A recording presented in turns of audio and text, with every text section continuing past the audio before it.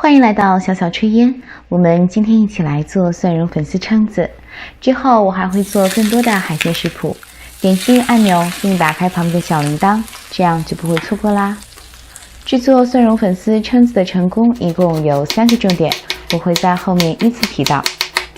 将剥好的蒜瓣切碎，因为今天的蛏子量比较大，我在这里用了2头大蒜，有的人会在这里用蒜泥也是可以的。制作蒜蓉粉丝蛏子成功的第一个重点就是要炒蒜蓉，炒的过程可以减少蒜的腥辣味，增加蒜的香味。锅烧热之后，倒入比平时炒菜多一点的油，然后倒入蒜蓉，一定要不断翻炒，否则很容易变糊变黑。炒到大部分的蒜都变成金黄色的时候，就可以盛出来备用了。不要等到所有的蒜都变成金黄色，否则容易把一部分蒜炒糊。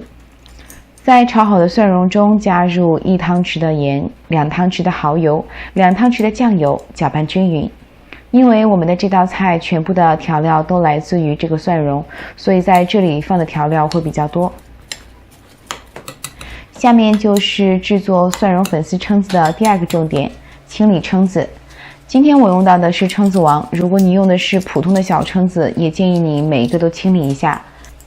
先用刀紧贴着蛏子的壳内壁划开，把蛏子壳和蛏子肉之间连接的筋切断，这样就可以轻松的把蛏子肉取下来。千万不要硬生生的把壳掰开，蛏子的壳很脆，很容易掰碎。取下蛏子肉之后，就是一个原则，开膛破肚。基本上就是把蛏子纵向剖开，把里面所有颜色比较深的部分取出来。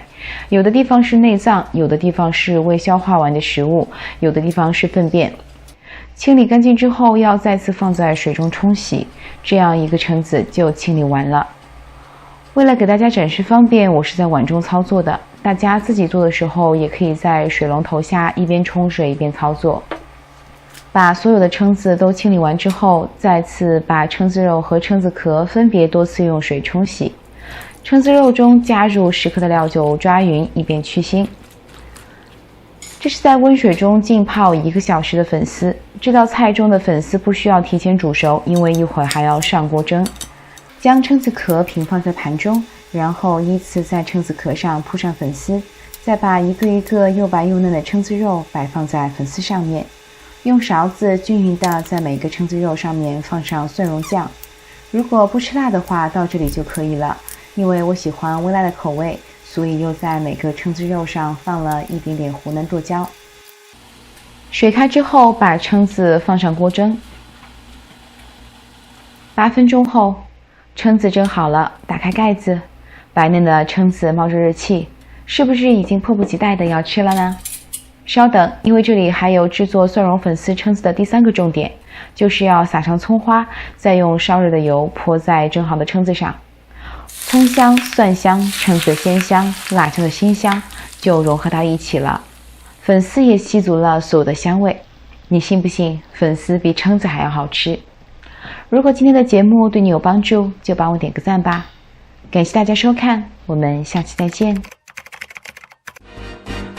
喜欢我的视频就马上订阅吧，打开旁边的小铃铛，才不会错过精彩内容哦。